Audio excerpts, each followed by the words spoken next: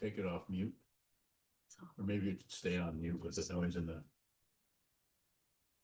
Yeah, leave it on mute. Don't know what's.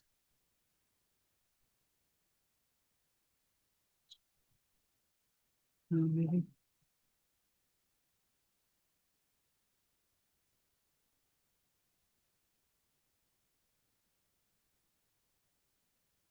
It's the what's.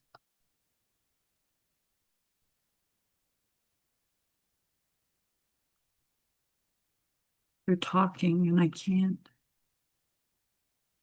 hear. Oh, they said it was a different number to get in. Yes, I'm Okay. okay.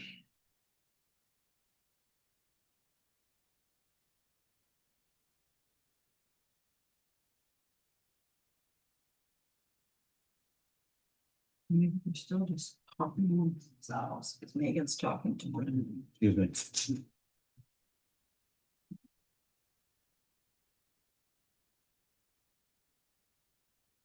Bills.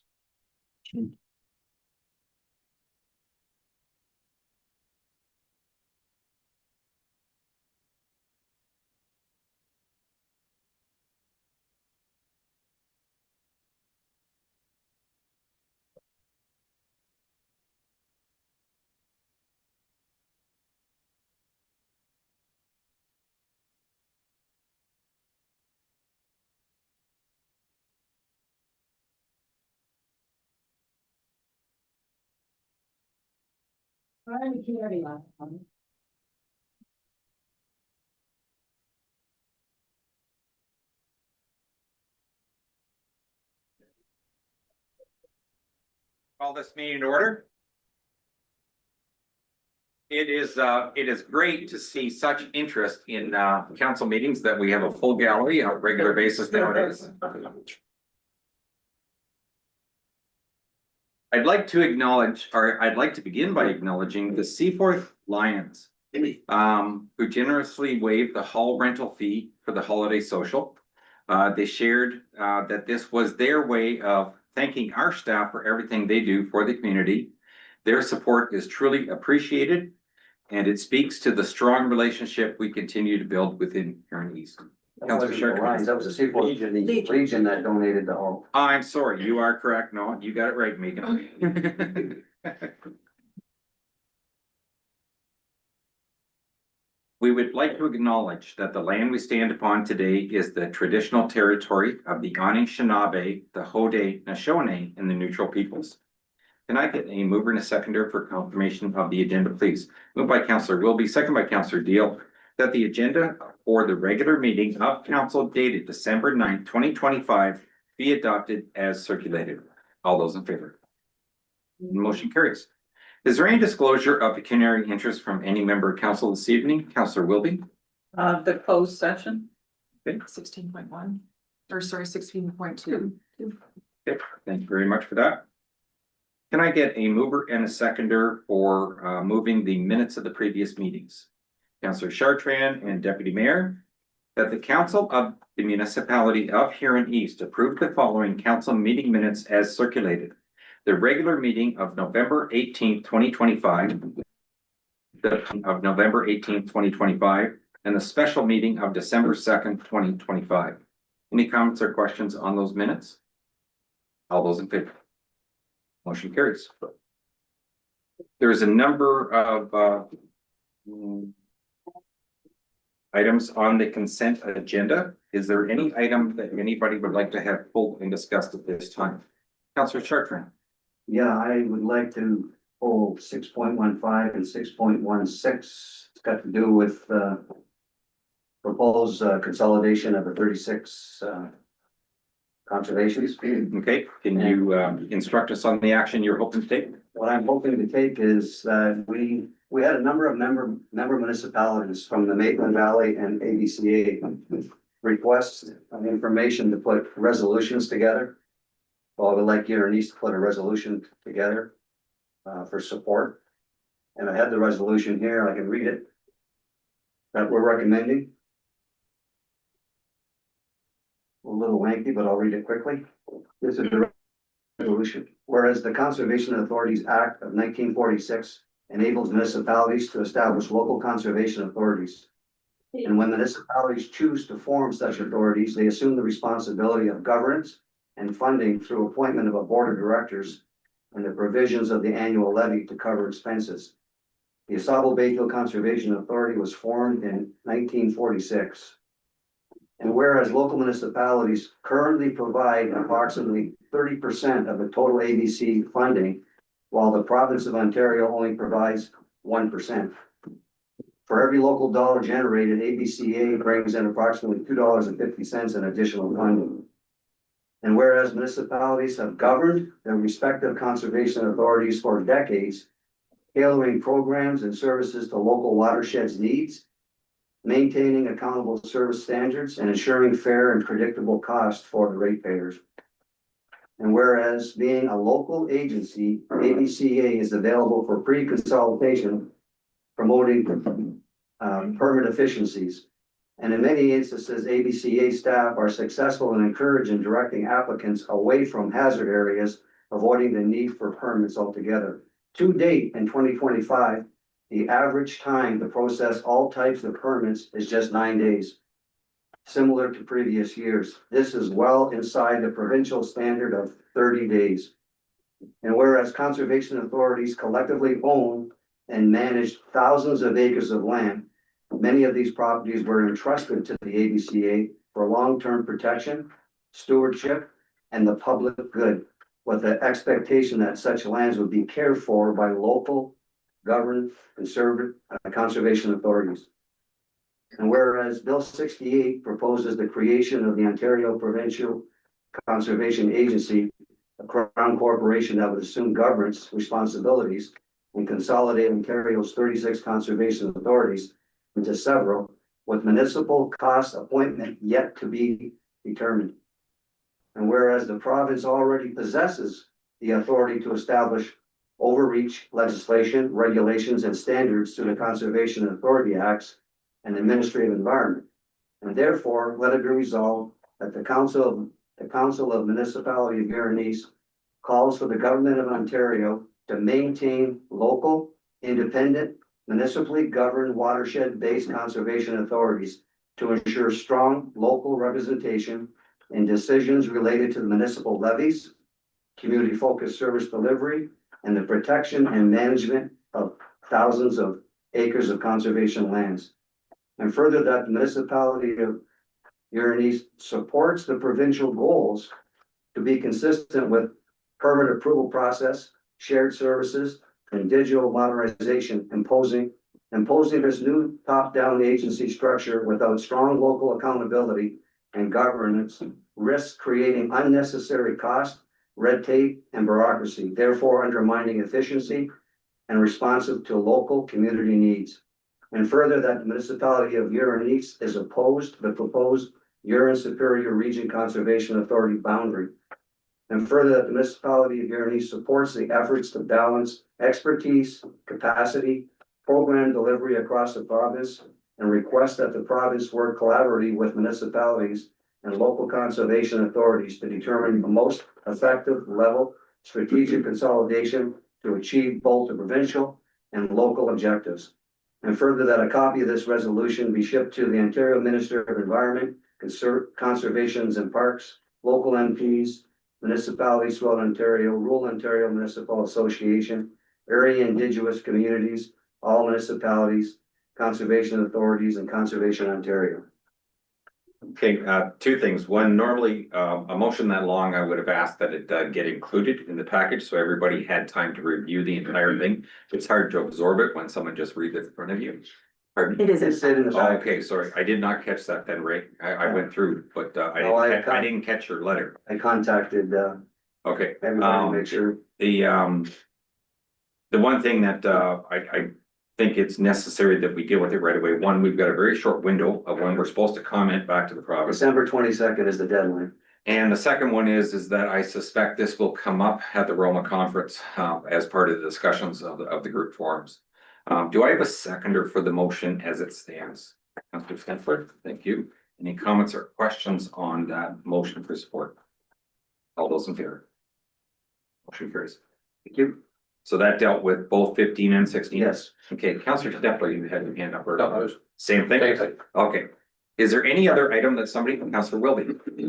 Just 6.4, the CHIP meeting was back in June. I have another one tomorrow morning.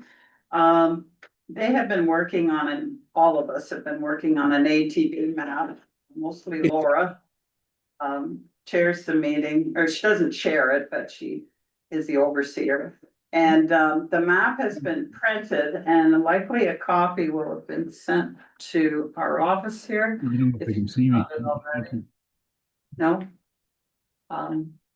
So it's an extensive map. It's gonna be given to people like police officers and what have you, so that people know what's legal and what isn't. So that's coming. Thank you for that information. So there's no action to be taken there. No, I just wanted to comment. Any other item? Deputy Mayor? Thank you, Mr. Mayor. I'd like to pull and support 6.13 from the Corporation of Welland. I'd like to support the resolution. It speaks to bail reform. Support that, please, and I'll make that motion. Okay, do I have a seconder? Counselor Deal, thank you very much. All those in favor of the motion? Motion carries. Any other items that anybody would like to have pulled at this time? Seeing none. I get a mover and a seconder, please.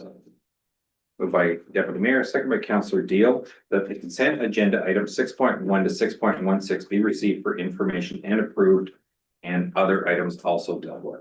All those in favor? Motion carries. We have public meetings, hearings, and delegations, and 7.1 is the Huron East Employee Service Awards. Now, tonight, we were going to be giving out 2 long-term service awards. However, the individuals were not able to make it tonight, and therefore they will be recognized at the January 13th meeting. But we do have a number of guests here this evening, and these are people that have worked for the municipality and have retired recently. Well, I guess how recent depends on your own calendar, but on behalf of Huron East, I want to extend our sincere thanks and congratulations to this year's retirees. Your dedication, hard work, and commitment have made a lasting impact on our community, and we are truly grateful. I'm going to call these up one at a time. And I'll give other instructions, I guess, when you get here. So the first one, Max McCullough, retired October 31st of this year, Brussels Fire Department, after 32 years of service.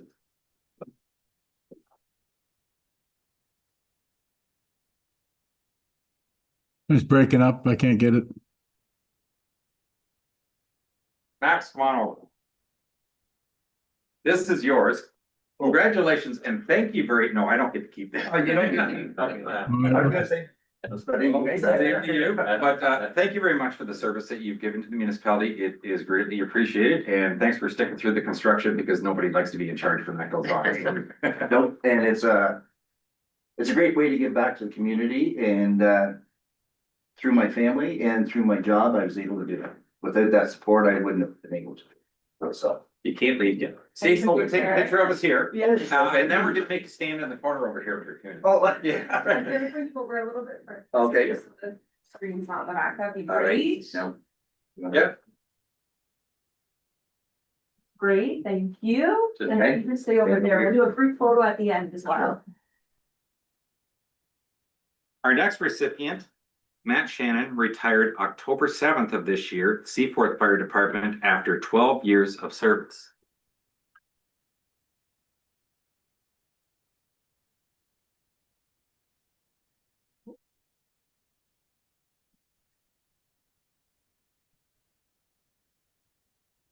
I'm not sure how come you got this, but he didn't. So thanks. Congratulations and thank you very much. Based on what? Years, the different. Oh, the years of service. milestones. Yeah, yeah. That is yours. Yep. And I'm just gonna even move a little bit more, sorry, we've just got the screen in the background, so. Awesome, thank you so much. Thank you.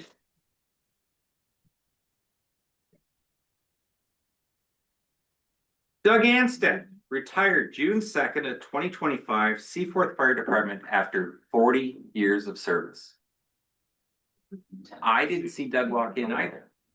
Okay, 40 years. well, after 40 years, you get forgetful. Barry Mills, retired May 31st of 2025, Public Works after 19 years of service.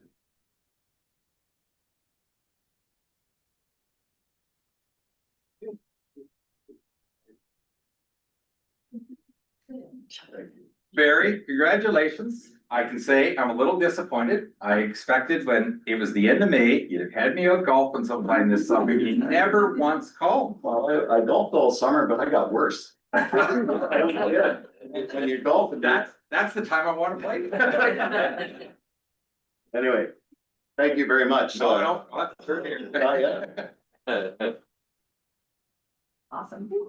Thank you to council and staff for all the support over the years. That's all. The last one, Brad McRoberts, retired June 27th of 2025. He got out just before Barry was leaving. That was intentional. After 4 years of service. You there? Yeah. Brad, nice seeing you again. Oh, and I do have a couple words. Brad really changed a lot of things in the municipality when he came on board. He had a different outlook on how to do things. And I can say right now that you've left staff in a really good position. And I'm going to say council and staff are really happy with the way things are rolling right now with things that you had put in place. So I really do appreciate that. Good, awesome. Great. Okay, now the idea was we wanted to do a group photo, but I'm not sure where everybody's supposed to stand. If we wanted a few minutes here, I know. Oh, you guys just all get a row. I stand on the end.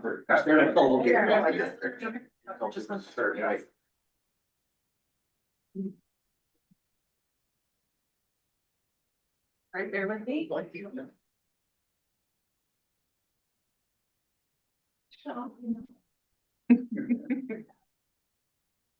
That's great. Thank you so much. Oh, yeah. I was 75. So I was happy with that. That's all.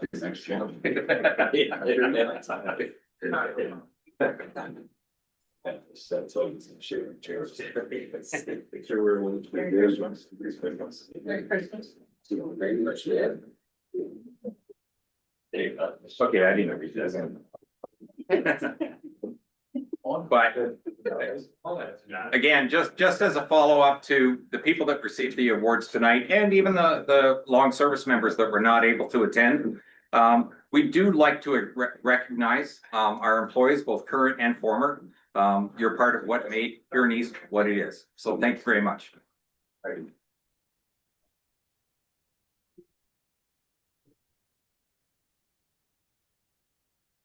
7.2, public meeting, zoning bylaw amendment Z03 of 2025, Anderson Drive. So can I get a mover and a seconder to go to the public meeting?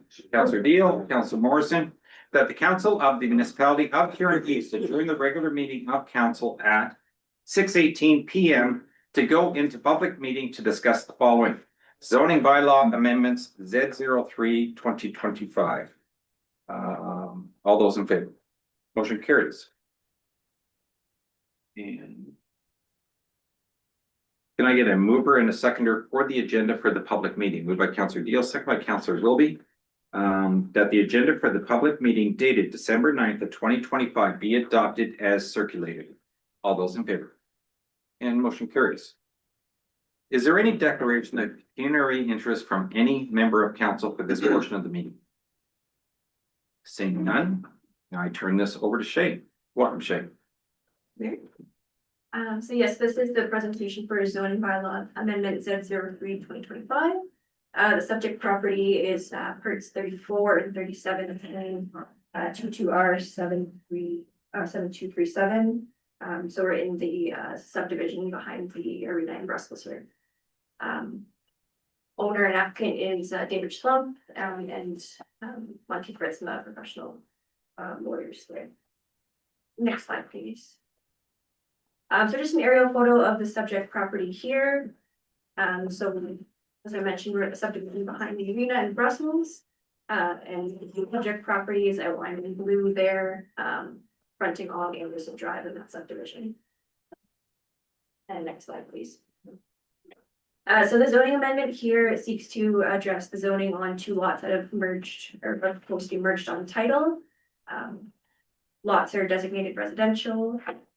The proposed zoning amendment requests to amend the current R1 zoning to a special R1-8 zone, which would permit 2 main dwellings on the lot, 1 lot, and also recognize that attached residential units are permitted in the basement. The special zone would also permit a rear yard setback of 7 meters, whereas 8 meters is standard. Next slide, please. So this is the site sketch provided by the applicant that shows the 2 proposed semi-detached buildings with the reduced rear yard setback, and all of the applicable setbacks will be met. Just I will note, in between the 2 lots here, there is an easement for storm drain. The buildings will not be built on the easement, and all other terms of the easement are being met here. That's just what's being shown in the back of the image there. Next slide, please. I think that's the last one. Oh, sorry, might be missing in there. Okay.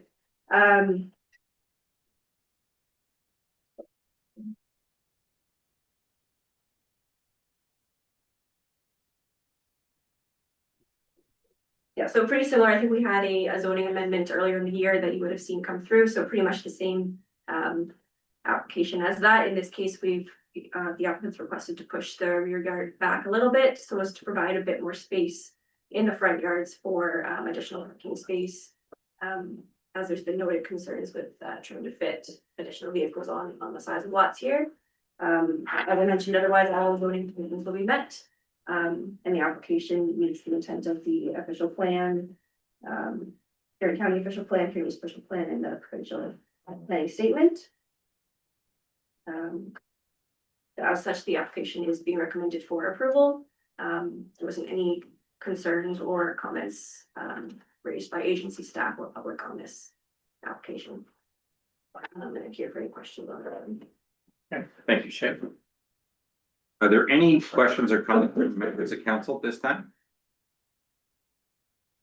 Seeing none, are there any comments or questions? Please, Oh, hello? Mr. Mayor, please. Yes, go ahead, Bob. Thank you to Shay. Shay, there's 4 dedicated parking spots at each one of those buildings, is there? Yeah, that's correct. There are 4 parking spaces is the minimum requirement we did for the zoning bylaw. Is there room for any more? So yeah, so pushing the building footprint back a little bit gives a little bit more room that they could squeeze vehicles in if they need to. And there's also 2 attached garages. Or each unit has an attached garage, so there would be an additional space in the garages as well. Thank you. Okay. No, Deputy Mayor? Thank you, Mr. Mayor. If I could follow up on Bob's question and Shay, to Shay. So when you say there's more room, is that to squeeze more in to park beside or car end to end? So they could fit end to end, depending on the size of vehicle. Yes. Just gives a little bit more wiggle room than the previous or some of the other builds in the area. Also recognizing that there's, I believe there'll be a sidewalk on this side of the road. So just to accommodate for that as well. Okay, thank you. Are there any comments or questions from members of the public other than the applicant at this time? Seeing. Are there any comments or questions from the applicant? Okay.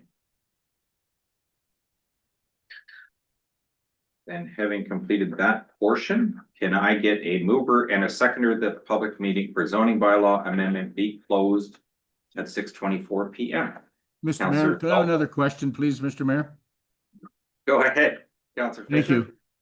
you. When we started this subdivision, I remember we discussed that developers could only buy 4 lots maximum. Is that, on the books? We're still following that, or I just wondering if this is the third and fourth building lot for Mr. Slump. Are they done now? I can't answer that question from memory, Bob, although I think there was discussion along that line because we were concerned about speculation. I Yeah, don't know if we ever made that or council recalling that we ever did make that part of the bylaw. I don't recall that being a part of. Bob, we'll have to get back to you on that one, but if it is only numbers 3 and 4, it would still fit in with what you Yeah. recall the discussion to be. But with the head shaking around the table here, I get the impression that council does not think we ever did include that. okay, thank you. Okay. It was moved by Councillor Dalton, second by Councillor Deal. All those in favor?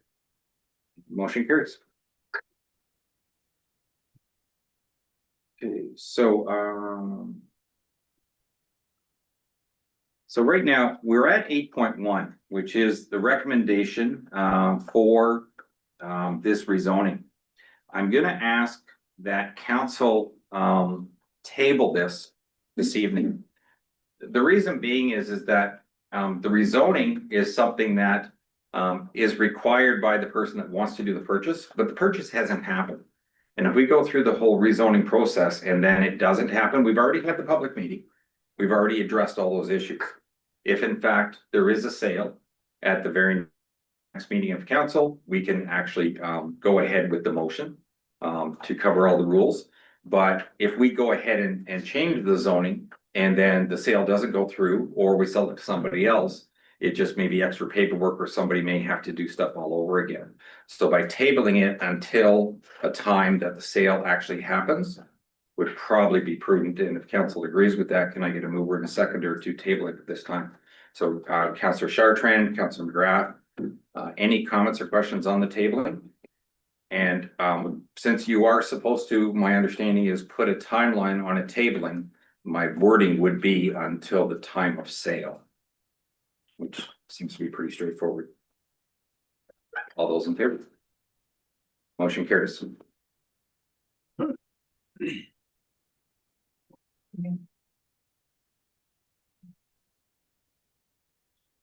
Yeah, we should before we go any further.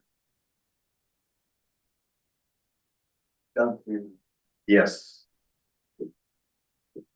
Took them 40 years to Apologize, but my day planner is 6:30 and I couldn't find the email that I got from Jennifer, but I had 6:30, so. Doug, don't apologize. You've given us 40 years of service. I don't think you have to make anything. 42. Doug, come on up, please.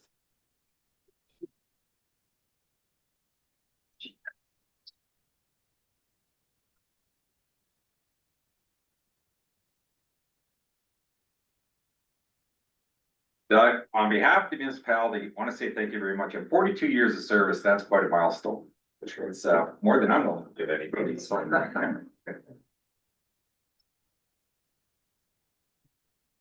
Awesome, thank you.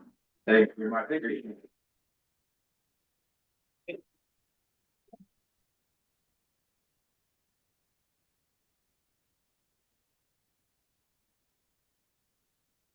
8.2, planning report consent application C32 of 2025-42918 Cranbrook Road. Go ahead, Shay. Thank you, Mayor. So this is the presentation here for consent application C32 2025. The owner and applicant are Church Farms Limited, and the applicant is in the gallery with us today. Next slide, please. So the purpose of this application is to create a new lot under the surplus farm residence severance policies. The proposed retained land is approximately 90 acres, consisting of vacant agricultural land.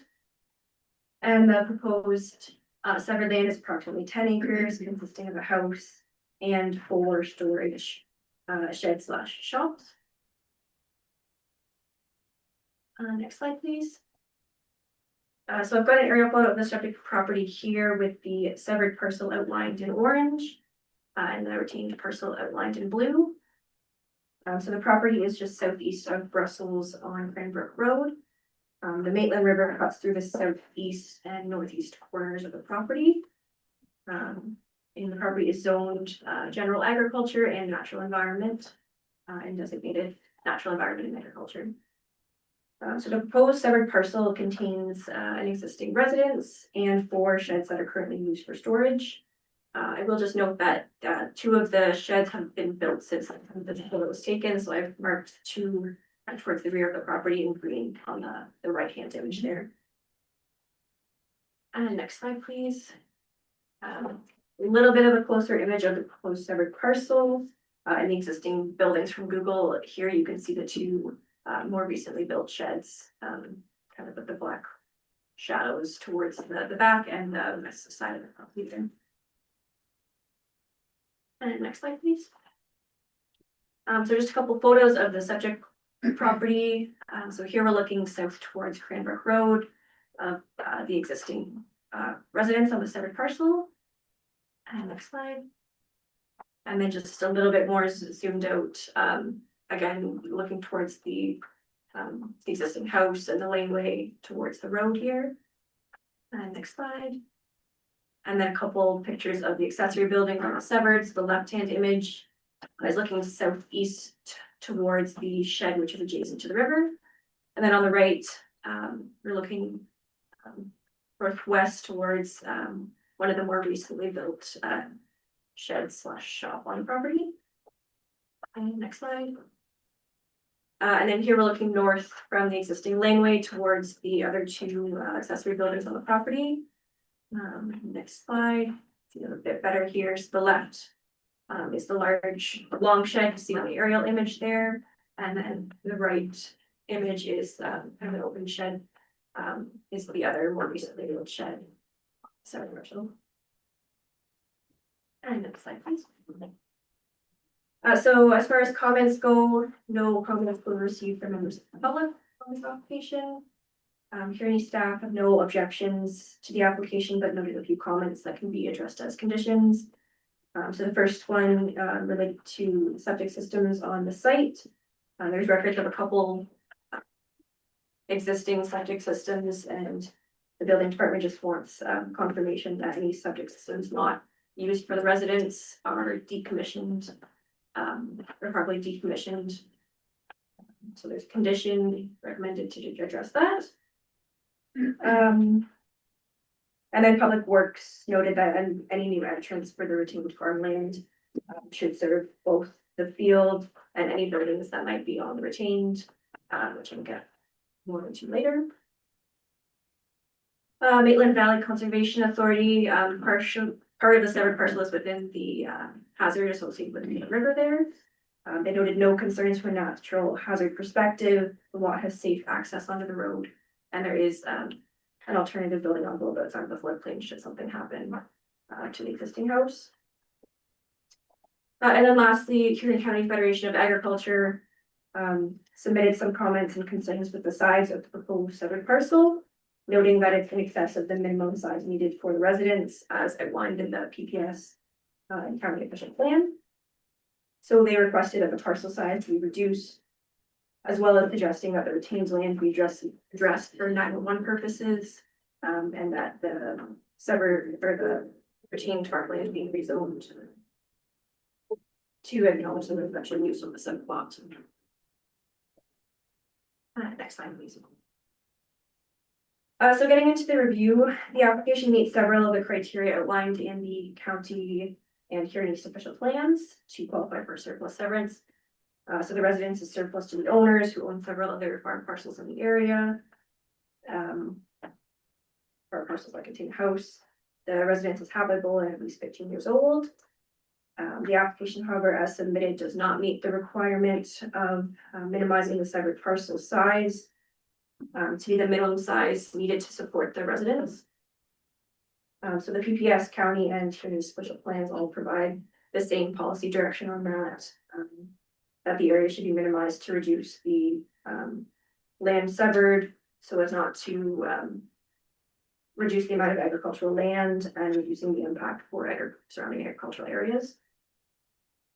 So the proposed severed parcel, as I showed, is about 10 acres in size, which includes all 4 of the accessory buildings on the property. The buildings are currently used for storage and exceed the needs reasonable to support the residential use proposed. So to be consistent with the Planning Act, PPS, and county and community special plans, a condition is suggested to reduce the severed parcel size. The recommended severed parcel size, just on the next slide here. So I've shown here is just over 5 acres in size. And this would include the residence and 2 of the accessory buildings closest to the house. So that would be the one right next to the river, and then one of the newer, the heated shed / shop that is shown in green there.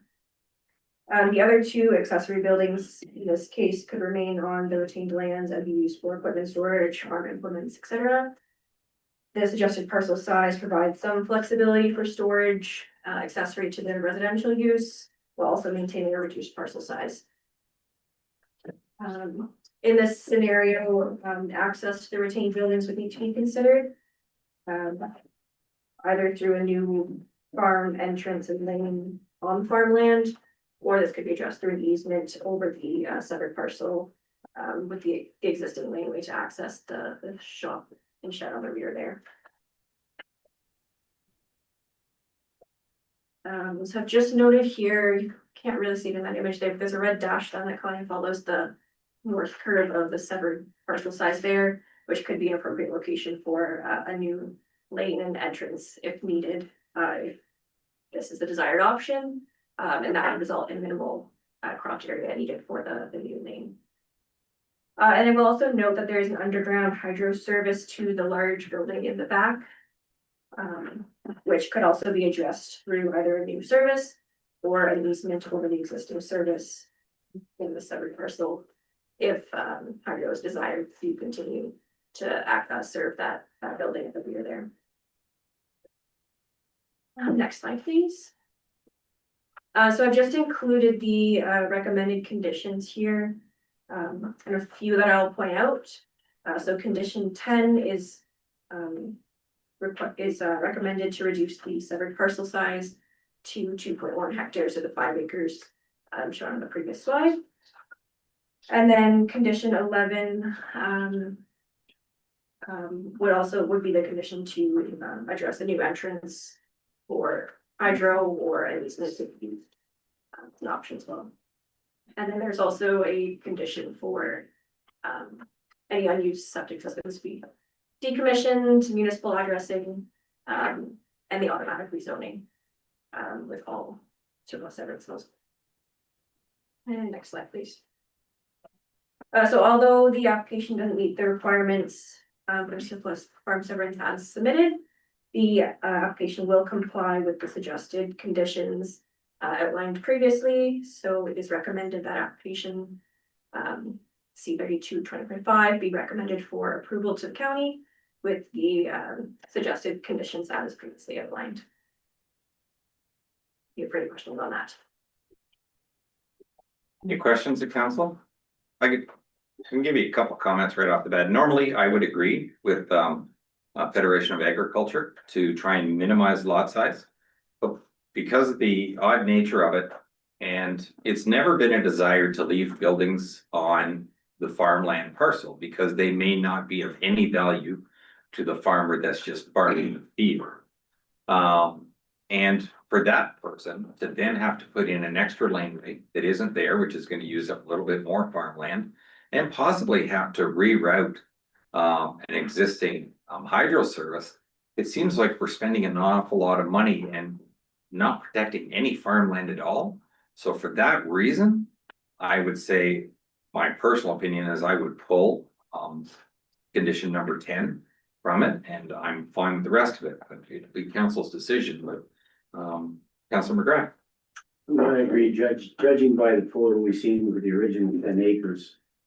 What are the chances of you putting a crop in there without tearing the buildings down? Laneways and everything else, it's not gonna happen. So you're not really saving farmland, productive farmland in that regard. So again, I agree. I think it should go back to the 10 acres and it eliminates a lot of other issues. It's just a unique way it's set up with the buildings spread out the way they are, but that's the way it is.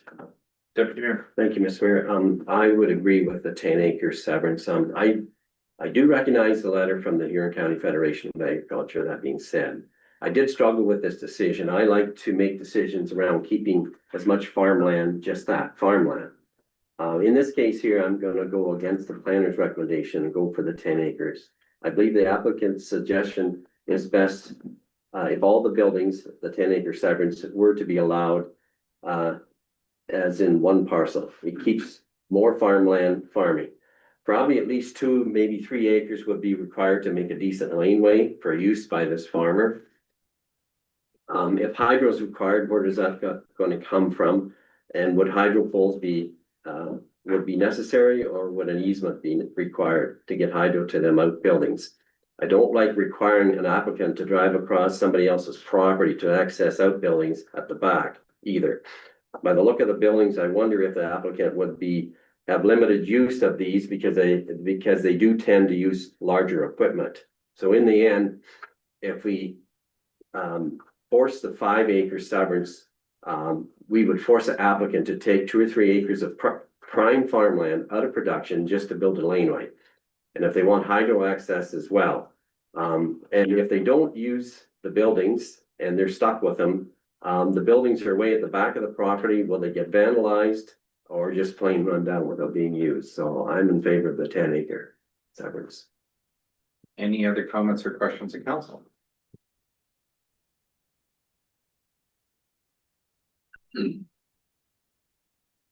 I'm gonna go for 5, Mr. Mayor. Thank Okay. Do you have any other comments you want to add, Bob? No, I think if the gentleman Mr. Terpstra doesn't want the buildings, he could take them down in a manner that they could be rebuilt or reused. And the hydro line, if it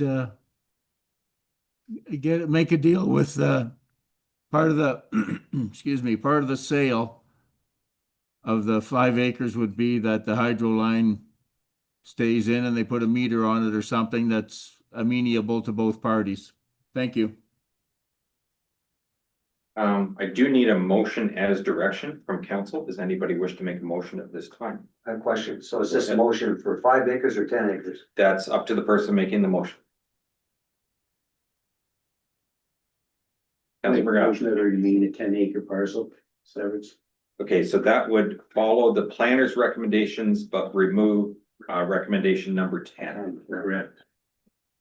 Do I have a seconder for that? Second by Councilor Steffler. Any comments or questions before I call the vote? All those in favor? Motion carries. Count, Mr. It was 7 in favor, Bob. Thank you, Mr. Mayor. Okay. I didn't read this whole thing because it was said. Is that a necessity? Something? Okay, planning report, application C32 2025, the Cranbrook Road. We just did that one. We are on municipal drains. Thanks, Shay.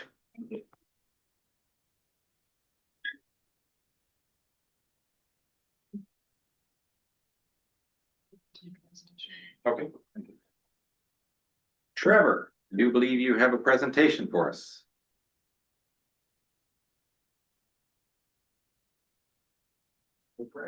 Welcome. Thank you very much, Mayor and Council. My name is Stuart Kipper. I'm an engineer with Streamline Engineering. We're based out of Milverton, Ontario. Certainly appreciate the opportunity to be here tonight and be providing services for the municipality of Huron East. Cody Kipper actually is with me. He was the lead on this project, so you said that I was here to present. Actually, it's gonna be Cody. Cody did a lot of the legwork on this particular project, so at this point, I'll be handing off the presentation to him.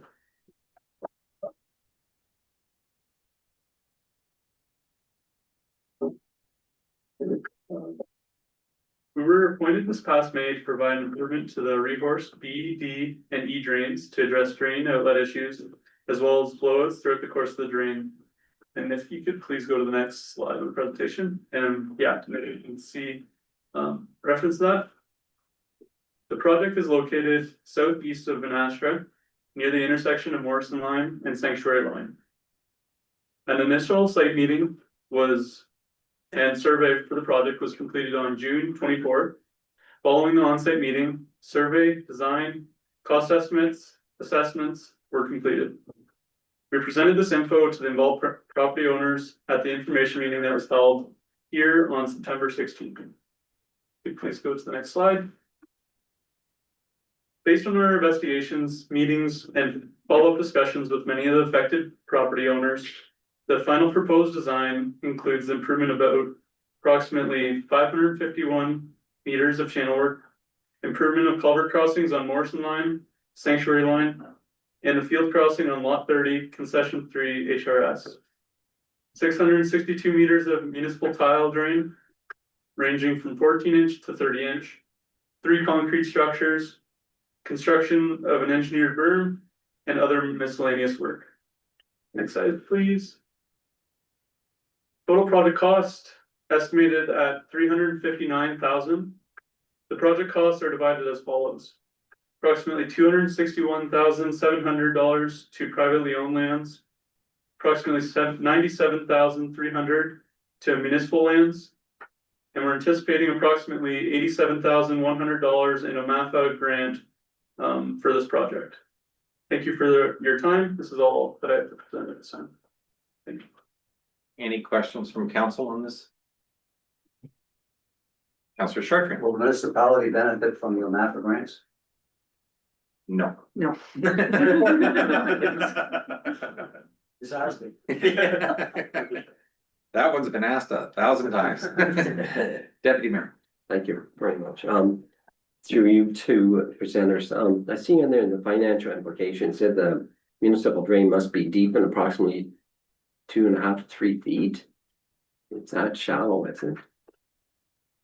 Through you, Mr. Mayor, big issue causing a lot of the outlet problems in this particular drain where they're doing channel work. The level of the ditch and the level of the crossings at Morrison and Sanctuary Line, they're both very similar in elevation.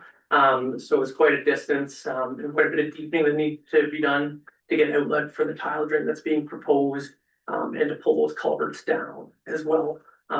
It looked quite clear that there's been almost a Band-Aid put on the system. There've been attempts to deepen the channel to get the water to move, but that's hard to do when the culverts were sitting up quite high. So that was a big reason for that. Okay, thank you.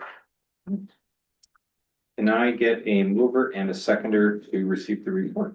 Moved by Councillor Chartrand, second by Councillor Dalton, that the council of the municipality of Huron East accepts the engineer's report on the worst municipal drain 2025 and designate it as bylaw 90 of 2025, and that the quarter revision be set for January 13th of 2026, with Alvin McClellan, Ray Chartrand, and Larry McGrath being appointed as members and Alvin McClellan acting as chair. All those in favor? And motion carries. 9.2, request for drain improvement, the Fraser Municipal Drain. Thank you, gentlemen. Thank you. Look, again. Very good, council. Mr. President.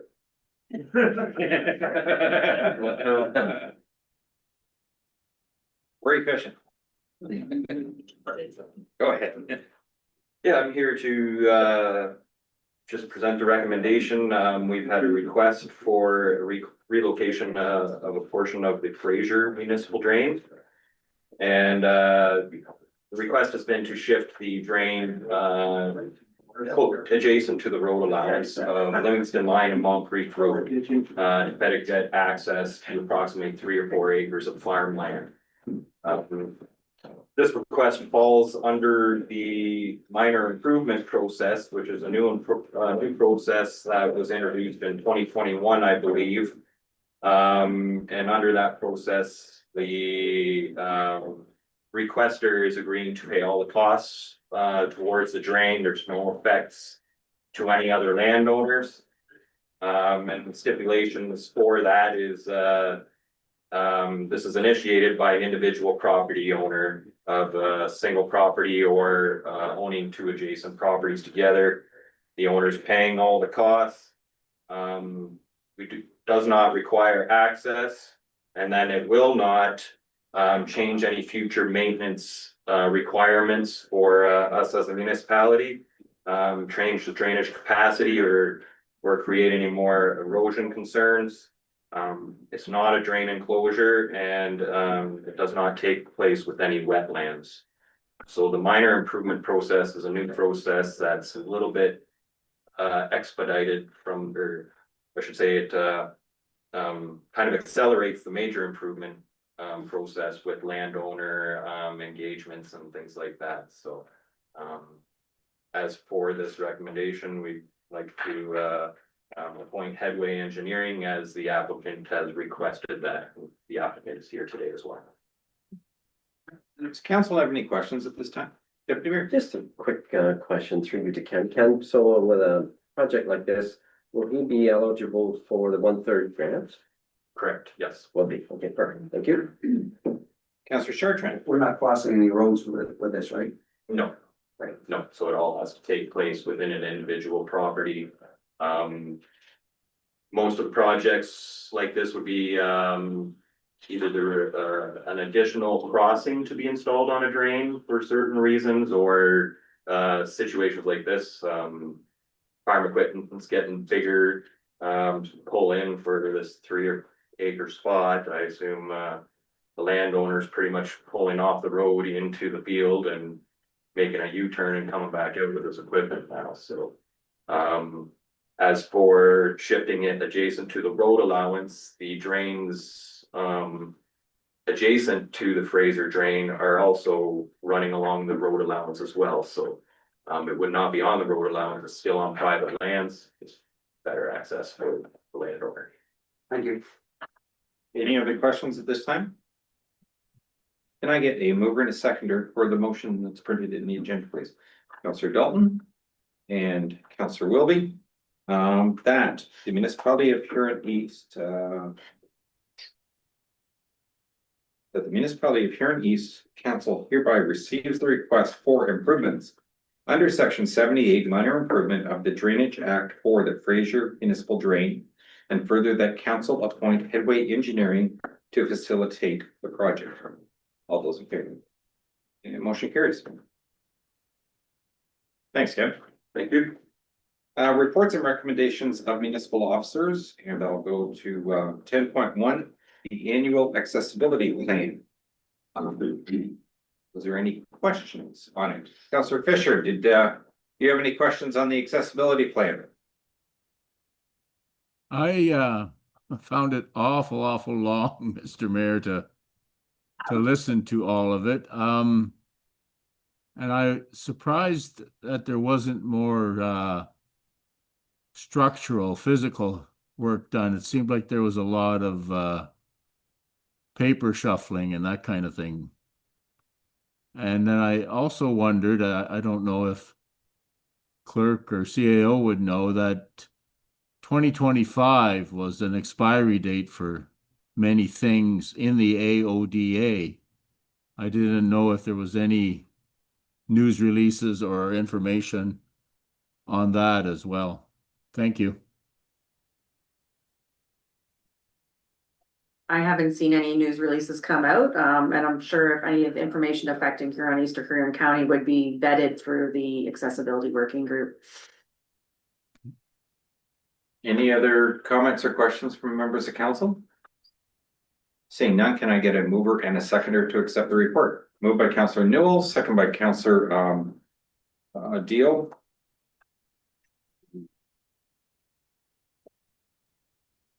that the council of the municipality of Huron East adopt the 2026 annual accessibility plan as presented in the report CLK 25 16. All those in favor? Motion carries. Shared services amendment for a dog catcher with the municipalities of Central Huron and Morris Turnberry. I do believe this is just an extension of what we It already have. is, yeah, it's an extension, but we did just get notified today that the dog catcher was asking about a cost of living increase. His current pay is based on 2022. Based on that, they're looking at a 2% increase. So it's about a $2.45 increase through that. It's not specifically in the agreement, but just continuing on with that. Okay, so the agreement doesn't make that change. We can Just discuss that letting you know. separately. Yeah, Okay, can I get a mover and a consensus agreement, moved by Councillor Morrison, second by Councillor Deal, that the council of the municipality of Huron East authorize a shared service agreement for a dog catcher with the municipalities of Central Huron and Morris Turnberry. All those in, Deputy Mayor? If I may, Mr. Mayor, just wondering about the dog catcher information. Is that available on our website? it is not. It is something that they would reach out to the clerk For direct. for direct, yeah. Okay, I just. Yeah, it's a request of the dog catcher. It's his personal number that he Gotcha. uses. So instead of publicizing that, the process with all three municipalities is that you phone the office. And then the clerk gets in contact with him directly, provides the information through that. So if it's on a weekend, I can't get a hold of you, it's the best thing to do, report it for him then? Yes, yes. Yeah, and often we've had calls come through on the weekend as well with cell phones, and it's usually a text-based type of Okay, forwarding the information onto the dog catcher. okay, thank you. That makes sense. All those in favor of the motion? And motion carries. 10.3, the fees and charges bylaw update, and this is just for information. 10.4, Seaforth District Community Center HVAC system. I'll get a mover and a seconder for starters. Moved by Councillor Chartrand, second by Councillor Deal, that the council of the municipality of Huron East approve the allocation in the 2026 capital budget for the purchase and installation of a new HVAC system at the Seaforth and District Community Centers SDCC be brought forward as a 2025 capital expense through the community services reserves. And I think we had this all explained during our workshop. Are there any other questions that council still has? All those in favor? And motion carries. Number 10.5, agreement with Live Barn for SDCC and BMGCC facilities. I wasn't even familiar with this until I read this document today. So all we do is pay for the hydro, is that my understanding? And they get paid through whoever logs onto their service? That's basically what it is? That's correct. Okay. Councillor Stefan. Jennifer, Dave. Wi-Fi capability for running a streaming service, is that anything to do with LiveBarn? Has nothing to do with Live Barn. So Live Barn is connected through a hardwire that they provide. So it's an internet service through CC, to connect directly to their camera. That doesn't improve our Wi-Fi or change. So it won't take away from any of the Wi-Fi capabilities in the building? No. Thank you. Councillor Newell. This in the recreation field, there's a lot of for and against with Live Barn. And one of the things many places have done is run it through their legal to see if it's an endeavor that they want to take because there's a risk associated with it. Is that something that we've done? Did we put it through legal at all? I'm sorry, I didn't hear that. Sorry, the question was, did legal, was there any legal input on? Through our legal department? Yeah. We have not contacted our legal department as of yet.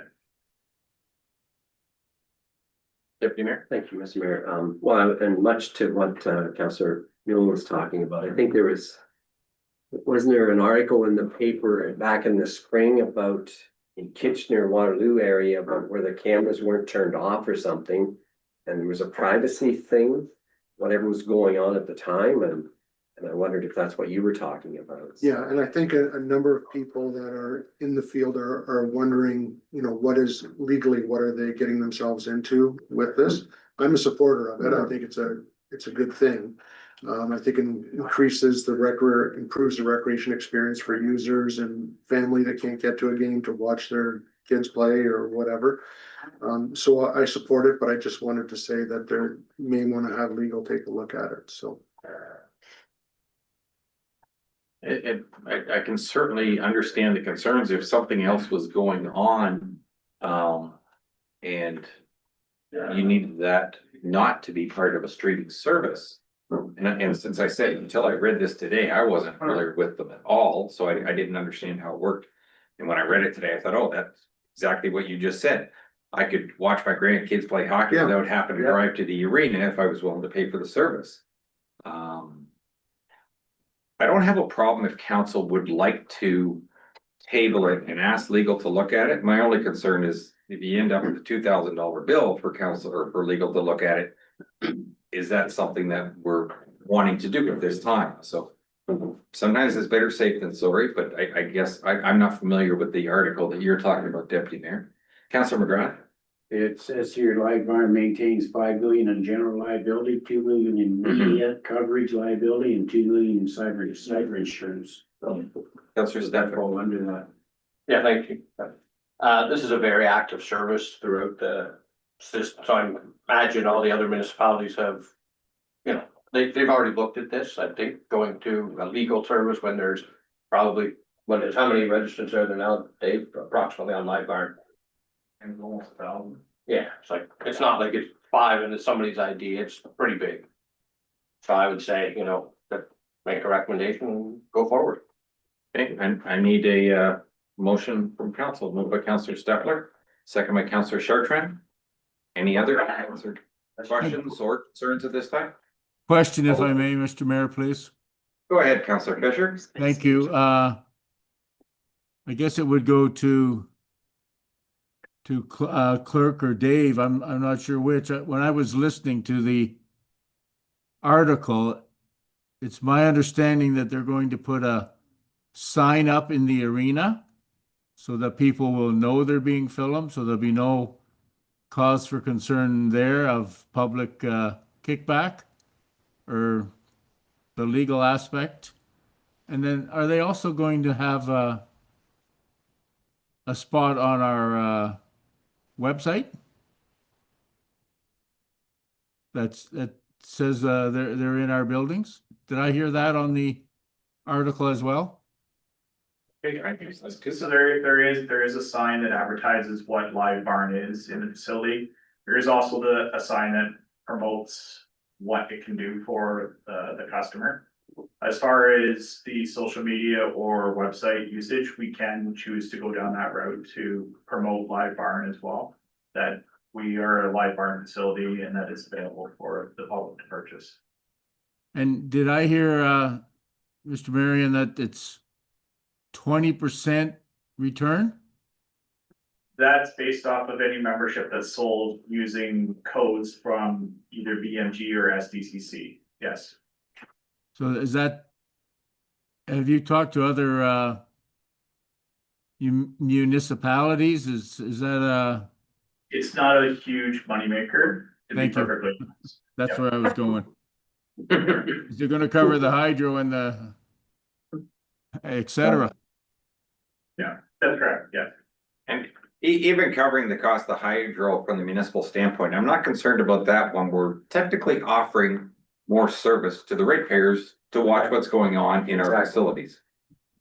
So would this be all day, every day, Mr. Mayor? I can't tell you about the operating hours of it, Bob. I'm not familiar with them. I can. Go ahead, Dave. So the Live Barn offers a scheduling process, so we would have control of when we operate. So hypothetically, if a user group didn't want to participate, so I'll use, I'm not gonna pick on it, Fruitball, but Fruitball doesn't wanna have their organization streamed, we can turn the cameras off for their specific usage. So we would operate when predominantly our games and or practices are available. So looking at probably hours of Monday to Friday, 5 to 10, and then weekends were pretty well from 7 AM across the board, so. Well, if I was skating, I'd be asking you to turn it off, so. It is much more user friendly. I am aware of the article that was wrote in Waterloo. And at that time, you couldn't control a schedule. The facility didn't have control of that, and they since made that adjustment to allow facilities to be that. So it's good. Good step forward. Okay. Do I have a mover and seconder? All those in favor of the motion? And motion carries. Excuse me, Mr. Mayor, can I just request that we jump back to the CS report on the HVAC system? The recommendation was to approve to purchase one, however, we didn't specify which vendor we were selecting, so I would assume we were going with the Carter Grant Mechanical as the cheapest quote, but I just wanted to make that clarification. Right. Before we move forward with it. Yeah, Go ahead, Councillor Stefan. yeah, are we able to open that up? Well, we would have to do it as a second motion for that because we approved moving the funding from 26 to 25, but there was no vendor selection, so. So I would have a problem giving it to the grant, being that we have two other municipal or taxpayers that have bid on it, and the difference is such a minor amount that, you know, I would look at the equivalent product from the Lennox side. But we're going with a cheaper unit versus the equivalent units would be the Seaport Plumbing and Heating. Not knowing the difference between an Alliant and a Lennox, that's not my just, but I would see that the similar units comparable came in and we're only a couple $1,000s difference on the whole thing. Do we have to go to the lowest tender would be my question. I don't. The quote process, with the quote process, I believe you don't have to pick the lower, but if you were doing a tender per se, then you have to go with the lower. So we do not have to, am I hearing that in this quote With the process? quote, yes. I would make a motion that we want the Seaport Plumbing and Heating, but the second unit, I would ask that, you know, we're using as a local taxpayer and the difference in price is not that, is negligible. I do want to make a couple comments. One, I understand the desire to do exactly what you're saying, supporting local. It's certainly working good for the country overall at the moment. My concern is that although staff found out that we hadn't sent out as many applications as council had desired, I would be concerned in the future if we're not accepting what we consider to be a low comparative bid, that would people outside the municipality stop bidding in the future. So that would be a concern of mine. And I would say the best way to protect the municipality would be, there's nothing wrong with coming up with a grading system of what you do. And you can offer points because a grading system is a public document technically. You can offer points for being local. But you should almost have that in place before you make those decisions. Like, if council votes to do exactly what you're saying, Councillor Stepler, then that's the decision of council and it goes through.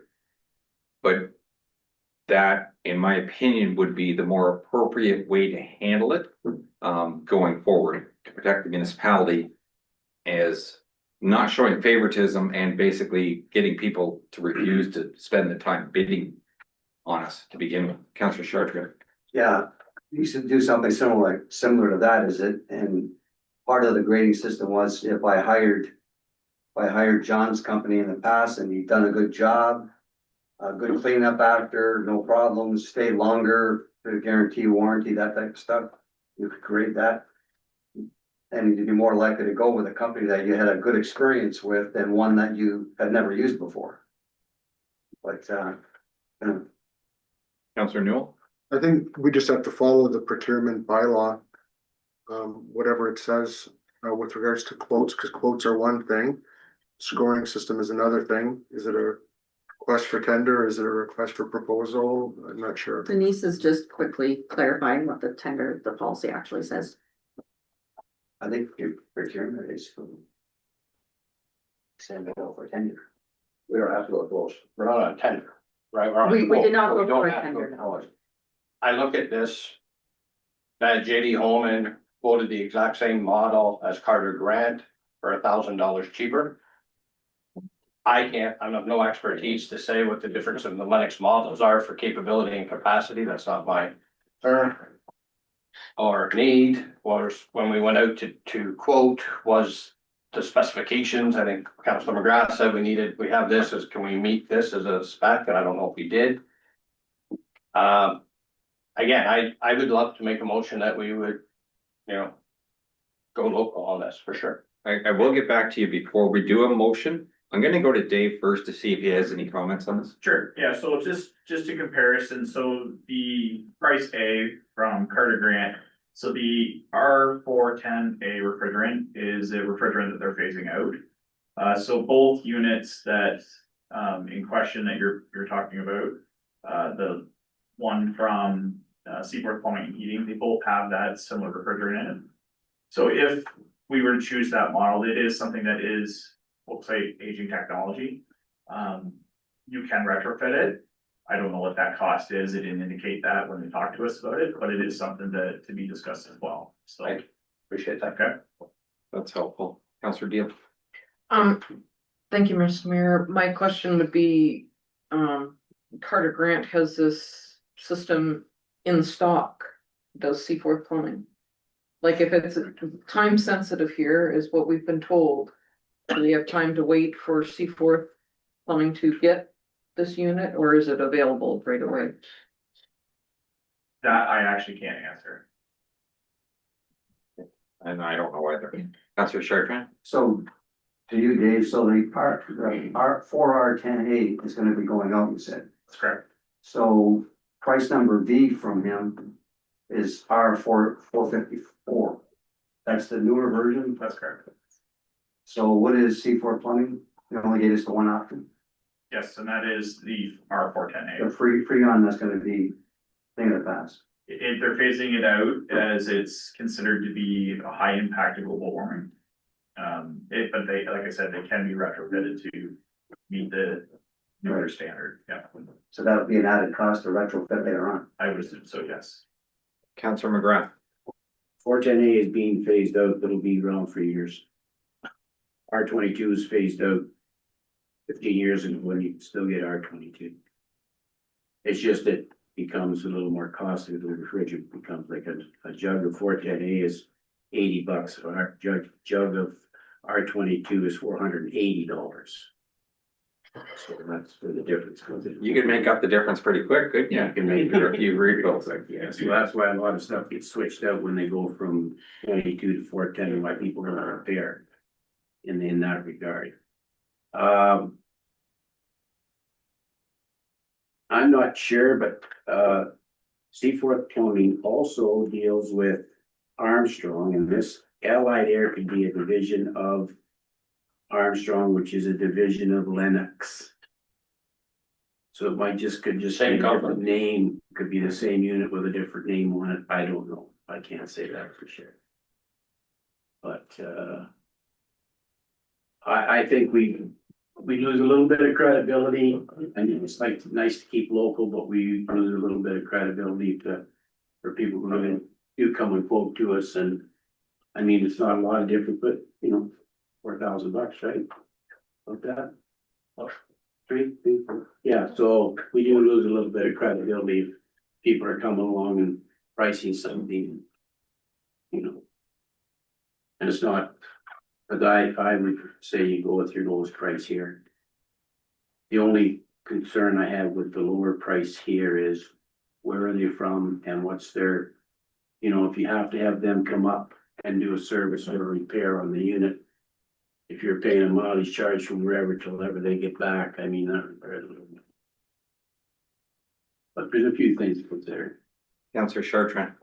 And I had asked Lisa this at the last meeting, Dave, I don't know if she passed it on, but what type of warranty are on each of these units? Does one have longer than the other?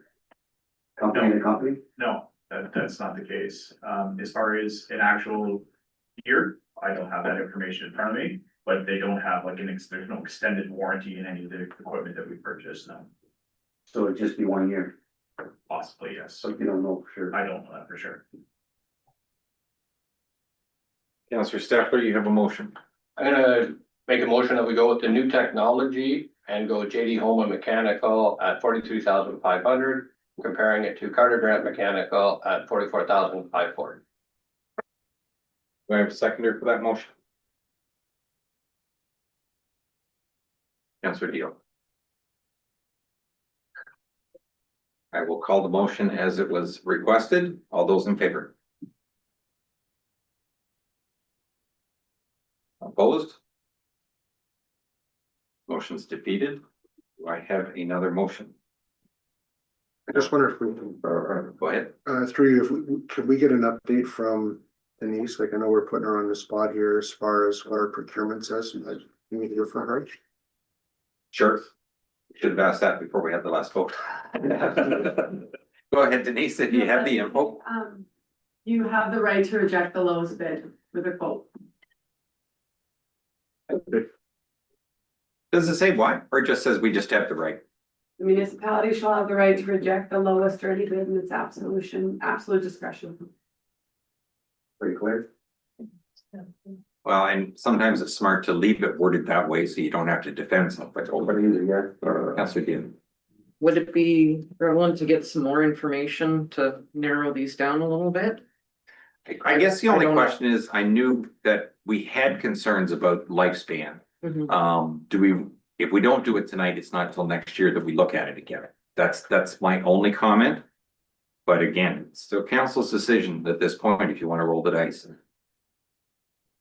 Councilor McGrath? I think the last 10 minutes, 10 days, 10 hours, nobody knows. It's of that age. It could be up, fine and running 2 years from now, obviously. Everything has a life expectancy, even the manufacturer puts a life expectancy on it. This municipality is pretty good at going past life expectancies. Sometimes it's burnt us too. Yeah. But I would think that, I would go with, if you want more information, like, warranty. For example, stuff like that. But, yeah, nobody can put being familiar with the heating system with furnaces and rooftops. I mean, it's basically, I can check one today and walk away tomorrow afternoon, it could be cracked. That's just the nature of the beast, so. Okay, Councillor Stefan. Yeah, question for Dave, for the service work of Carter Grant, they're in Waterloo or there, Yes. do they, like, so system breaks down, how do they handle service, or have we used them before? And so Carter Grant has been doing work on our existing HVAC system at the Seaforth Arena, the new dressing room side.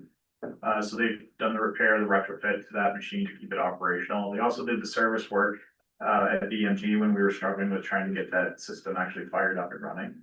So they've been doing all that work as well. Okay.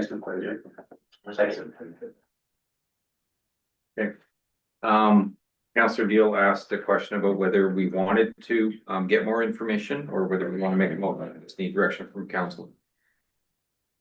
Somebody needs to make a call. Councillor Chartrand. I'll make a motion that we go with, lowest bid with Grant. Get the process going, get it ordered. Do I have a seconder for that motion? Councillor Dalton? Any more comments or questions? All those in favor? Motion carries. Thanks for bringing that back up, Councillor Stafford. I do skip past that. Okay. Under 10.6, updated employee policy, that the council of the municipality of Huron East approve the updated policies HR-013 as outlined in report HR-25-04. Get a mover and a seconder for that. Moved by Councillor Deal, second by Councillor Steffler. Comments or questions on those policies? All in favor? Motion carries. You turn this. The Brussels 5 R's thrift store garbage bin request. The council of the municipality of Huron East deny the request from the Brussels 5 R's thrift shop for a free garbage bin or free garbage wheelie bin. Do I get a mover and a seconder? Moved by Councillor Deal, second by Councillor Newell. Any comments or questions on this? I think it's pretty straightforward for everybody around the table. All those in favor? Motion carries. Okay, we are down to correspondence, and the first item is county council from the deputy mayor. Well, thank you, Mr. Mayor. So at our last county council meeting on December 3rd, under the councillor comments, the warden asked for some discussion around what members of council were thinking as to where they felt comfortable with the upcoming budget increase. At our strategic planning meetings back in October, our CEO and treasurer informed us all that right now we're looking at an increase of a 10.8 for our budget coming up for 2026. So members of council on that day responded with their wishes of anywhere between 2% and 6%, I think. The CEO responded saying that the administration will bring back that budget at 10.8, but also will bring back options for us to pare it down so to where council would feel comfortable with that. But the CEO did warn us that we probably will involve some service cuts to achieve this. So I don't know if the mayor has anything to add to that or not. But basically just an informal discussion around it, and people threw some numbers. So question. Yeah, the unfortunate, I will get back to you in a second, Ray.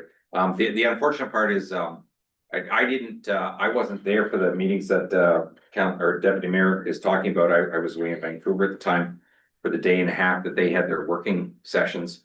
So I was kind of out in left field, where the discussion had started from. I didn't even know about the 10% at that point. And he's correct. 2 to 6 was the range. I'm gonna say the majority of all the people that there, though, were 4 to 6 seemed a lot more appropriate. And it's exactly as the deputy mayor stated, that they're gonna bring back the full budget with exactly what they're saying they believe it should be, but they're gonna give us a number of options that could get it down into that 4 to 6 range. I doubt they're gonna come back with an option that comes in at 2. That'd be pretty tough to do. The unfortunate part is I don't have a lot of extra because I wasn't there for those workshops, and we haven't seen any numbers at all. It was just a flat out question of, this is where we are, what do you think it should be? I didn't respond for 2 reasons. 1, I wasn't at the workshop, and 2, until I see some numbers, I can't throw out a number because I've got nothing to base it on. Councillor Chartrand? Did they discuss at all utilizing their reserves Oh, yes, reserves are utilized, so they are. to offset the 10%? Oh, well, yeah, it's already being used for other things, so not to offset that, so. Because they had done that in the past. We I certainly know can. reserves are to take care of stuff in the future, but when you've got a large reserve base, there's always that possibility you could utilize some of those reserves to offset them. You're right. We have a very busy capital budget coming up, and I dare to say we need all our reserves for that and moving forward as well. That's what we do. So, but I think we also had a bunch of money in our winter reserve as well, but it's gone after last winter. So yeah, so we don't have that to fall back on. So anyway, so there will be some tough discussions moving forward. So. The other thing, we had a severance application that came in. It was a very interesting one. And it dealt with a farmer that had 100 acres with his house and barns on it. What he wanted to do was sever the house off, but retain both parcels at that point. I think it was partly succession planning, I believe, was his goal behind it. But it's not allowed to do that. If he had a farmer interested in buying the vacant land, it wouldn't be no problem. But he wants to retain both of them, so we had some good discussion. In the end, council allowed that severance to go ahead with it, so they did. And just for some more information for Councillor Fisher, he's been asking about coyotes. I just wanted him to know that the municipality of Blue Water has asked for a delegation at Roma with the minister to discuss the problems with the expanding population of coyotes. So, do you want to get talking to Mayor Klopp sometime or not? But he's working on it as well from his municipality. Thank you. Councillor Chartrand? A question to Alvin with the VRA recycling. I've had a few calls from commercial people that they've changed now the lids from blue to red. But their question is in the past, they would put their garbage out and recycle on the same day. Now they're on 2 different days. Yes. Yeah, the ICI or the red top ones Yeah. will be on a different date. So they will be, and there will be scheduling come out or calendar come out to them. They should be provided with. They couldn't keep it on the same day. Well, they have to have 2 different trucks. They can't mix the recycling together. Well, they do that now. They come down our street and they pick up recycle and garbage on the same day. Yeah, no, you're correct, but the ICI pickup recycling, they can't mix that with the residential. So it has to be separate. So it does. It crazy is what it is, but that's the way it is. The stuff that you put in the blue lid recycling bin Yep. is the same stuff you're putting in the red lid recycle bin. There's no difference between the 2 of them. That is correct, but to the producers that are paying for it, they do not want to pay for the pickup of ICI, industrial, commercial, and institutional. So then these commercial businesses will have to pay now for their recycling? They will have to, so they will. And will that go on our tax bill, their tax bills? How is that gonna work? I'm assuming it will be. I know Blue Water will be charging to pick it up. So imagine we'll be billing back, so that's. I had a little talk with Denise, we weren't really sure how that was gonna go down, but I believe that's how it's gonna eventually go down, way it's like that, so. So like churches, stuff like that, they have to pay for the recycling now. And I think that was the gist of our delegation to the minister, that, okay, you're getting it picked up for free now, but after January 1st, I gotta pay for it.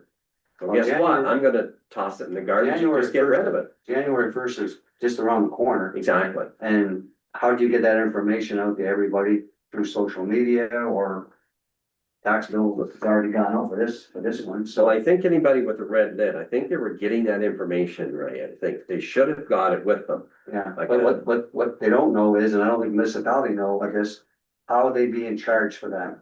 Yeah. Is it a direct bill from BRA or will it go on taxes or? Yeah. That's an open question. Yeah, I'll find out for sure to get the proper answer for you. I think you'd wanna know that too, Denise, from a. Yeah, and I think the understanding from BRA is that they are going to absorb those costs in 2026 and then they will pass it out to us in 2027. So we have a year to figure out what those costs look like, how much they're gonna be before we determine what kind of user fee we're gonna pass along to. And then the other question that I had is. When we went to the garbage wheelie bins. Everyone was forced to take them whether you wanted them or not. Is it gonna be the same thing for these red recycle bins? Or can they say, I don't want them? I asked Michelle that, because that's my fear, somebody's gonna say, no, I don't want it. And she says, that's right, they don't have to take it. So, that information needs to get out to people like. And it's gonna happen. If you don't want a red recycle bin, it's all going in the landfill. That's right, and that's the reason we want our delegation. Yeah, so anyways, those questions are starting to pop up now because people were seeing their lids get changed and they wanna know, how am I gonna get billed? When does it start? We did recently put out some social media about seeing the red bins and what the process is for people too, just to get some awareness out there as well. And I think also too, Ray, their Blue Water Recycling has their own app now as well. So if you downloaded that, they have a lot of information on there too.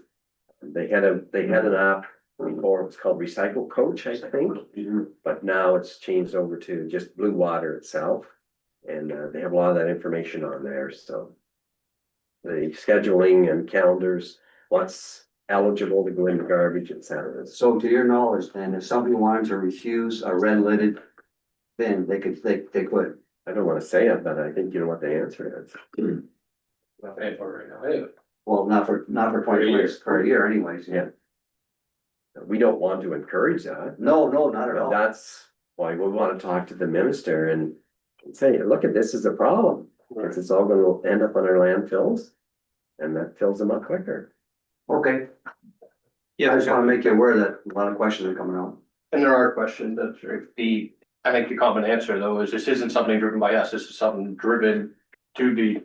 Yes. From the province. So Blue Water Recycle don't like it, we don't like it, but we have to follow it until we can get better details. It's being driven by big business, That's right. for their benefit. It's not new, like it's been coming down for a while, like it's been communicated for a couple, 3 years now, what's gonna happen. Anything else, Deputy Mayor? I think that was everything I had to do with, council. Yes, thank you. Okay. Any other boards, committees, meetings, or seminars that anybody attended with the information they want to share? Councillor Chartrand. Just let you know, this ongoing thing with the consolidation of the conservations, there was a meeting in Collywood on Friday with the Minister of Conservation, and he's holding another one this coming Friday, which I'll be attending in London.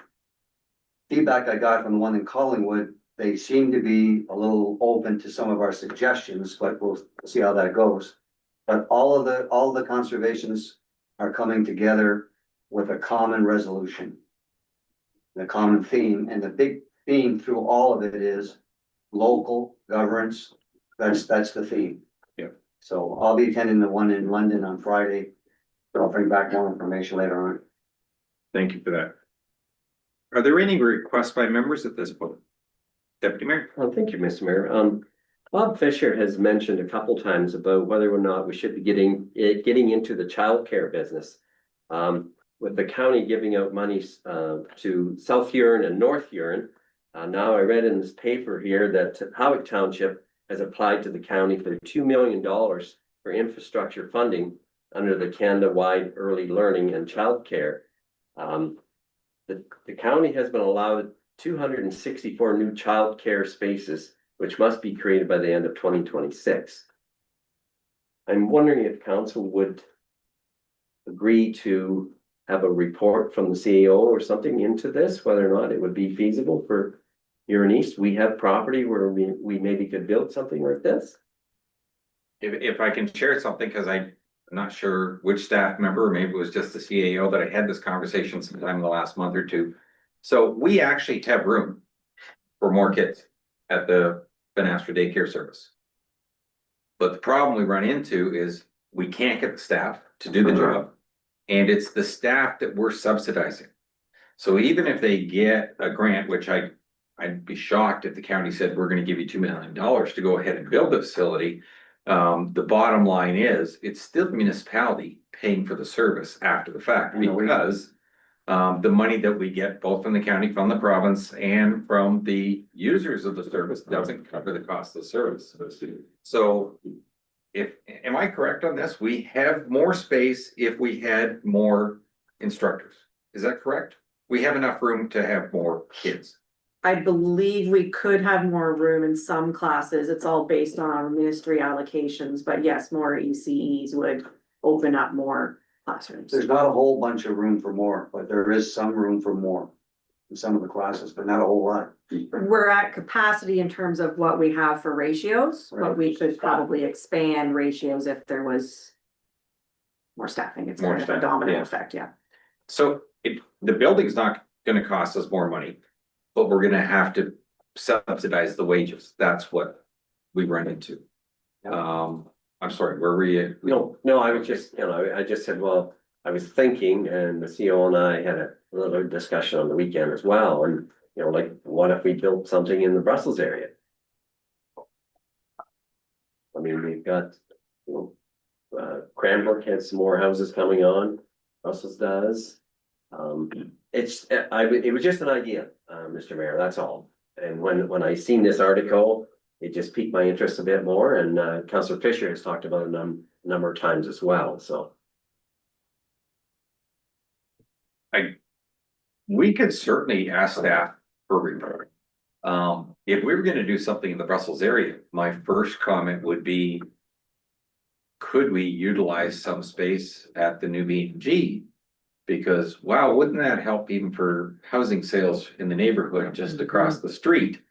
For young families moving in to know that you can walk to the daycare and use the service. And that may be a very viable thing, but at the end of the day, it's still gonna come down to, if we have a new service there, I'm assuming you need a manager, and then you need your instructors. And if I understand the system correctly, the manager is not supposed to be an instructor. So you need to build it up to a certain size before it's even considered economical, even though it's not economical at the end of the day. But I have absolutely no problem if council would like to see a report on what we could possibly do. If you want to make that motion. I would. Okay, second by Councillor Stefan. 100%. Okay. Any Question. other? Go ahead, Councillor Thank you, Fisher. Mr. Mayor, it's Godrich, Exeter, Blythe, Howick now. Do we know if they're gonna be public or private operations? Well, I think it's going on the arena at Howick. Yes. Okay, I'm told it's public. Okay.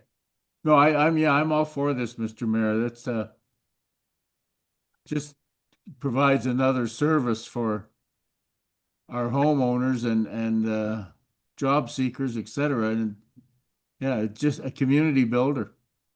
For sure. I'm all for this. Thank you. I'll go ahead, Councillor McGrath. I see where we're coming from. I'm gonna sound like the Grinch here, but it is what it is. Better run privately, and the government can't run nothing, period, in a place like that. We have the C4 daycare, funded by us. Private, yeah. What's that? It's private, yeah. Yeah, it's private. And I wouldn't mind helping somebody if they wanted to build a place to run privately or something, but once you put government in there, there goes the cost, and people, you can only charge so much money. So I don't know whether we subsidize Benashka or any other daycare we have, but there's Walton Little School, Seaforth Daycare. It's easy for the government to throw money and say, look, I'm helping you, this is great, and then all of a sudden they walk away, you got the building sitting there, and now you gotta hire the manager only. And everybody else, and you can only get so many kids and so much money, and but they make the rules, but you pay the bill. And They it'll set be the rates, another they set the rates expense, too. it'll be another expense on the back, taxpayers back at the end of the day. And yeah, I'm sorry if I sound like the Grinch, but you know what, I'd better run privately, and that's my personal opinion, so sorry. That's the way the rope turns in my eyes. I think if we could convince private to take over all of them, we'd be happy to do it. It just doesn't seem to be in the cards at the moment. Councillor Stefan. Yeah, regardless if they're private, public, got a lot of expansion with us, we got a big need in this area, so sending the staff to find out, part of that coming back should be need, want, like all the stuff that we need information on. I don't think right now we can debate whether it's public, private, this or that, we gotta develop if there's a need. And I think pretty obvious there is, we've got new things coming on board where if you're trying to attract employees for new entities, you're gonna have to find a where that they're gonna look after their children. So these are all things that I think we, Deputy Mayor makes a good point in having staff look into it. We can't do it in 3 years when a new building and new other infrastructure is being built. It's gotta be started with the same project. So I second that motion. Okay, and I certainly have no problem with the report, like, staff can probably bring up information that none of us have considered. But as much as the need is out there, how much do you keep passing on to the taxpayer? And although I realize the service is there, I still do lose sleep over the fact that it's less than half of all of the users of the Benastra daycare service don't live in Huron East, but it's Huron East that's doing the subsidizing. That still bothers me. Now, the unfortunate part is we're basically on two borders right away. We're so close to Clinton and we're right across the street from Blue Water, which the location makes it worse. It wouldn't be as bad in Brussels, but Morris Turnberry's almost across the street again. So go ahead, Councillor Deal. I don't know whether it'd be worth looking into. I'm not sure what the numbers are like, but even if we could, if they could, open up space at Northwoods.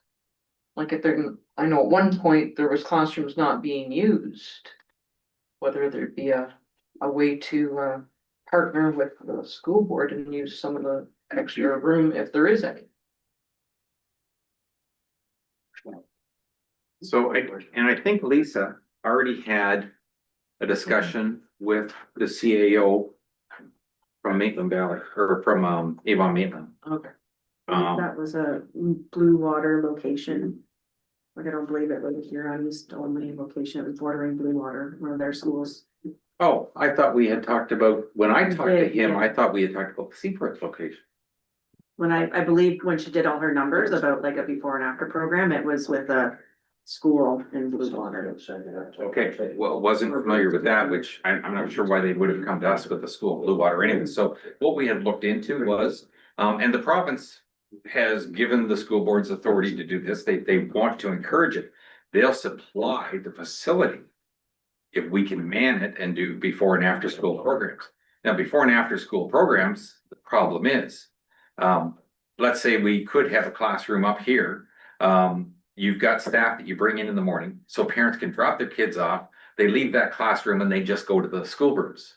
They're there for the whole day, but then they come back again at 3 or 3:30, whatever times kids get out of school. And so now you need staff back again late in the afternoon. So you're getting staff that show up for odd shifts in the morning and later in the day, and who wants to work just those hours, especially when you went to school to be trained to do a job like this and you're working what you'd call crappy hours kind of deal.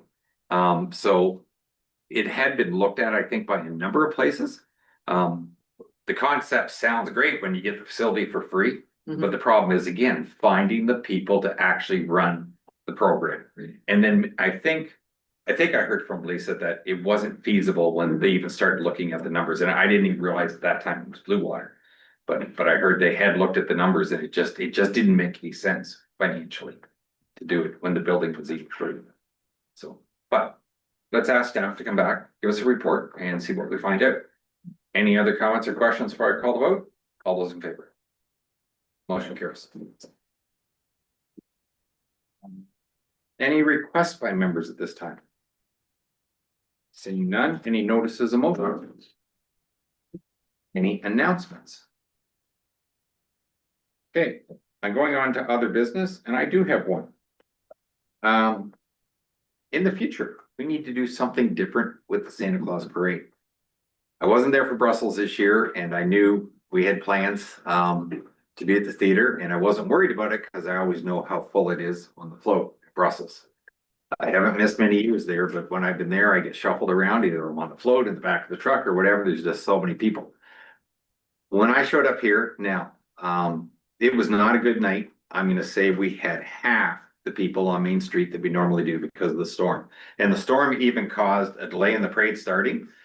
We were parked out pretty close to the hospital, coming all the way around the back end up to the arena before we start.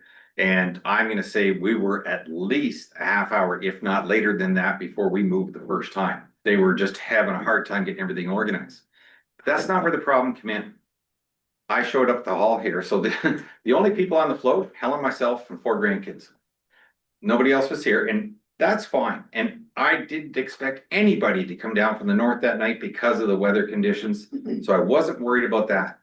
What bothered me was I get to the hall here at 6:25 or 6:20 or something like that. Lisa's running around like crazy trying to make sure the float is ready by herself. There was no other staff. We should always make sure there's at least 2 staff. I don't know if staff volunteer for it, whether they get paid for it, and I don't care one way or the other how it's handled, but you should always have 2. Like, the bottom line is, Lisa would have still driven the float if nobody had shown up so that Huron East had a float in the parade. But I'll tell you, you couldn't put the banners on down the side or anything until we got out in the field where it was blowing like crazy. And if it hadn't been 2 of us trying to hang them, you couldn't get them hung. So you couldn't even finish putting the float together properly. So that's why I'm raising the issue that we should always make sure there's at least 2 staff members.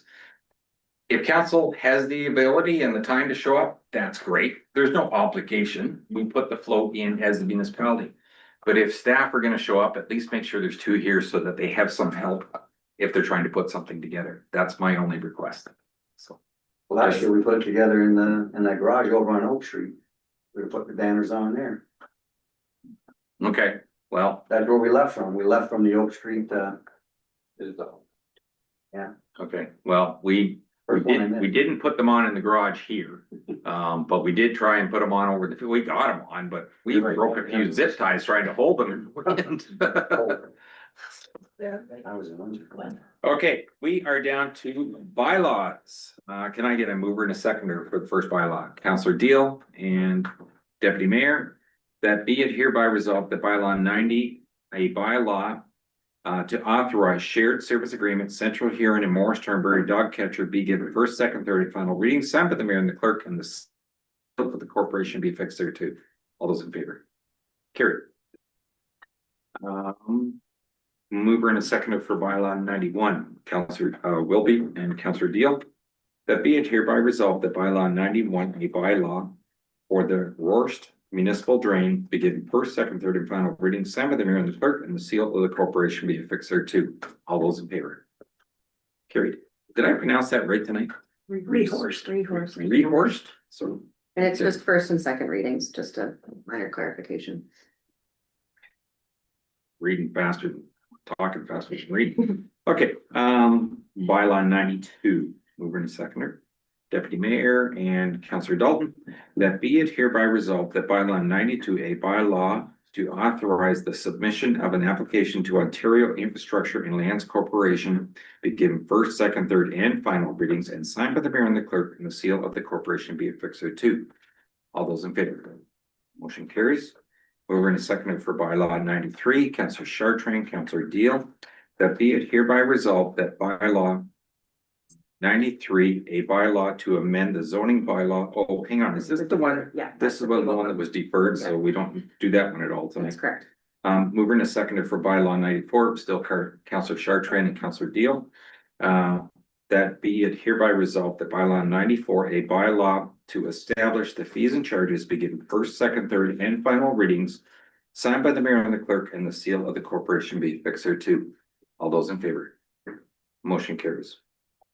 And can I get a mover and a seconder to go into closed session, please? Moved by Councillor Deal, second by Councillor Morrison, that a closed meeting of council be held on Tuesday, December 9th at 7:46 p.m. in the town hall of council chambers in accordance with section 239 of the Municipal Act 2001 for the purpose of the following matters. 16.1, adoption of November 18th, 2025 closed session meeting minutes, and 16.2, proposed or pending disposition of land, and 16.3, personal matters about an identifiable individual, and instruction to be applied to any negotiations carried on or to be carried on by the municipality.